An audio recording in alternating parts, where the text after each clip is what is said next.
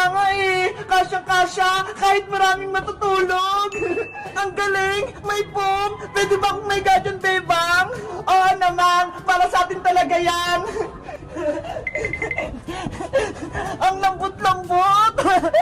Makakatulog ako dito ng maayos, katabi si Cutie Bird tsaka si Happy Bird. Dito tayo matutulog mamayang gabi, Ska. Sige, magkamping-kampingan tayo. Yay! Bye-bye tayo mamayang gabi. Wow! Si Bebang tsaka si Ska, may baybayan sila sa taas. Gusto ko din sumali. Bebang! Bebang! Hala, may tumatawag. Bebang! Ska! Yuhu! Princess, ikaw pala. Nagbabaybayan kami dito sa taas nila, Bebang. Tignan mo ho, ang laki-laki. Kaya nga eh, nakita ko, pwede ba ako sumali sa inyo, Ska? Wait lang, ipapaalam ko kay Bebang. Anong sabi ni Princess, Ska? Bebang, pinapatanong ni Princess kung pwede daw siyang sumali sa baybayan natin. Ay nako, sabihin mo hindi pwede. Hala, bakit naman, Bebang? Di ba kaibigan natin si Princess? May kasalanan siya sa akin, kaya hindi ko siya bate. Ano na naman ginawa sa'yo ni Princess? Kasi kahapon, bumili ako ng pizza sa kanya, tapos drawing lang pala yung laman, kaya pinagalitan ako ni nanay.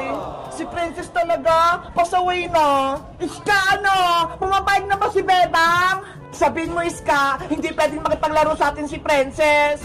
Princess, sabi ni Bebang, bawal ka doon makipaglaro dito. Ano? Hindi siya pumapayag? Kasi may kasalanan ka daw sa kanya. Bebang, pumayag ka na. Gusto ko maglaro ng baybayan. Ayaw ko na makipaglaro sa'yo, Princess. Ang sama-sama ng ugali mo. Niloko mo pa ako kahapon. Sorry na, Bebang. Patawarin mo na ako. Nagsisisi na ako sa ginawa ko. Kahit anong gawin mo, hindi na kita patatawarin. Dahil sa'yo, pinalo ako ni nanay.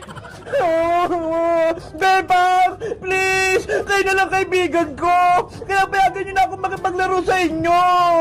Basta, kahit anong gawin mo, hindi na kita bate. At saka, meron na kaming bagong kalaro, no? Ito na po kita kay Nanay Bebang. Inaaway mo ako. Eh di magsumbong ka. Ikaw naman may kasalanan eh. Nanay! Si Bebang! Oh no! Bebang, umiyak na si Princess. Kawawa naman siya. Dapat, pagsisiyan mo na ni Princess yung ginawa niya para patawarin ko siya, Iska. Sabi mo, may bago tayong kalaro. Sino siya?